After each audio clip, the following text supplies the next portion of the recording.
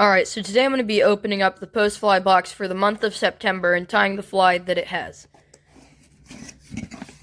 So from the start, as always, it has the poster and all of the extra stuff that it usually comes with. This month's fly is a fly called the mulberry in red and purple, and it looks like a nice soft tackle pattern for bass, and I imagine this will work fairly well for panfish too. And it looks pretty good for winter fishing, so that's a pretty good pattern for this time of year. And now the next thing they have is a little gaiter, which is something you put on your neck, and you can use it to sort of keep warm when you're fly fishing, or keep cool in the summer. And it's in the trout skin pattern, which is a really cool pattern. I like that on things. And then the sticker for this month is a Postfly sticker with the trout skin pattern. So, yeah, let's get tying. Alright, so now I'm going to be tying this fly, but I do have one correction to make before we get started. I said that I thought this was a bass and panfish pattern, and I do have to correct myself because this is actually a carp pattern, and that makes sense, a carp pattern imitating a berry of some sort, because carp just eat all sorts of vegetation they can find on the bottom. So I can imagine berries are a fairly high target food source for them.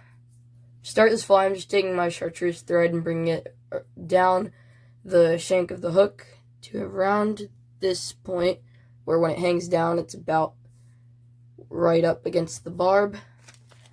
Now I'm going to take my red cactus chenille, and I just want to take I don't want to take that much of it.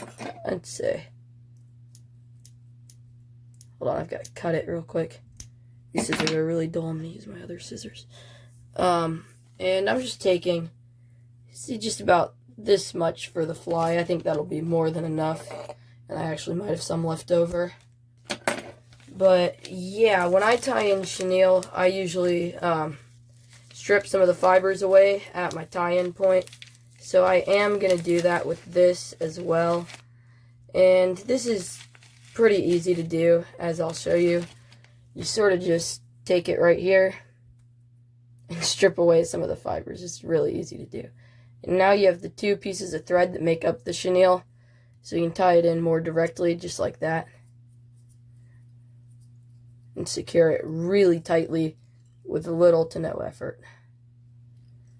Now I want to bring my thread up behind the eye of the hook and begin wrapping.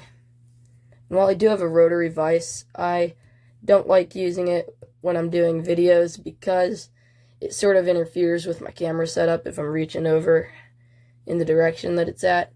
So I usually just manually wrap when I'm filming. And now that I've reached this point, I can take a couple tight wraps of thread and go in and snip it off. And now I want to stroke back all of this and sort of clean that up. And now I'm going to take my purple slappin'. And I'm just going to select the first feather that's up there, right here. And from the couple of mulberry flies that I've tied so far, the feather selection does not matter much, if at all. So I would just use the first one in the bag. Now I'm just going to lay the feather stem up against the hook and take a couple of really tight wraps to tie it in. And again, I'm just going to manually wrap this real quick. Just get in probably 3 wraps right there. And just take a really tight wrap to secure that. Come in with my scissors and trim the feather stem. And now I want to stroke back all of these nice and soft fibers and just take a couple of wraps to sort of angle them back how the fly should be. And now from here my fly is about complete, so I can simply whip finish and go out to fish this fly. And I've never actually fly fished for carp. I've caught 2 carp on my spinning rod in this little farm pond. I should have made a video out of that, but I have never tried fly fishing for carp, and they're supposed to be pretty hard to catch on a fly. I have a 5'6" weight, so I probably could manage to land one. Some people go as far down as 4 weight, which that'd be a long fight and your drag would be screaming the whole time. But I have a 5-6 weight, as I mentioned, so I probably could fish for carp, and who knows, maybe one day I'll actually try out this pattern for a couple of carp. So yeah, that's going to be it for today's video. If you enjoyed this video, please like and subscribe so you don't miss any future videos. And maybe consider checking out some of my other videos if you're interested in this kind of stuff. Thank you for watching.